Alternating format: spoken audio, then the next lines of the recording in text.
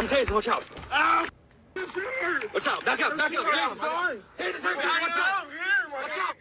It's that body camera video that has people talking and now taking action. A group of protesters headed to city leaders to address that arrest by Sandusky police. Steve Iwanek was there at City Hall. Steve, what did you hear from this group?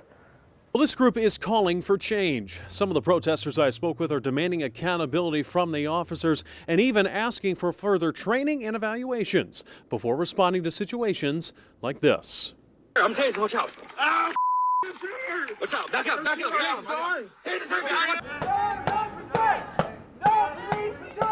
I'm not saying Scotty's 100%, but the thing is, the police are professional. Scotty's not. The police could have handled it in a different way.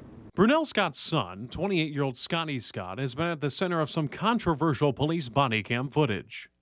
Who's this mother? This is from an arrest made by Sandusky police on December 19th. Sandusky police stopped a vehicle and identified Scott, who had several warrants inside. Police say he ran, broke into a porch, and refused to surrender. Authorities caught up and hit Scott with a taser. Scott then allegedly took it and used it on an officer. That's where Sandusky's police chief says the controversial body cam video starts. Video shows Scott subdued by multiple officers and getting hit multiple times while on the ground and later tased again. It was just awful. I couldn't stand watching them beat that man. And it's footage stirring reactions. He's still a human being and deserves to be treated with dignity and respect. And we don't have a tit-for-tat judicial system. We don't have a karma judicial system, and his rights were completely violated. A group decided to organize a protest Monday calling for reform. And for some, even more.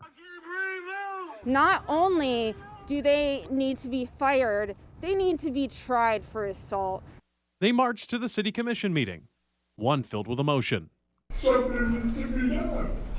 Dick Brady, the president of the commission, says some of what he saw in the footage made him uneasy. This was not handled perfectly. I was uncomfortable with the taser situation. I certainly was uncomfortable, with the abusive language. But he says the commissioners had a meeting recently to watch all the tape, and now he has a clear idea. Each of us came out of that meeting feeling that our officers had acted appropriately under the circumstances.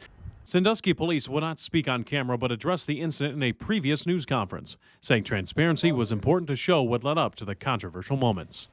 In Sandusky, Steve Iwanek, WTOL 11. We did check Sandusky Municipal Court records tonight. That's where Scott was initially charged for felony robbery, theft, and other crimes that led to that warrant. Those cases have been dismissed and sent to a grand jury for a decision on indictment.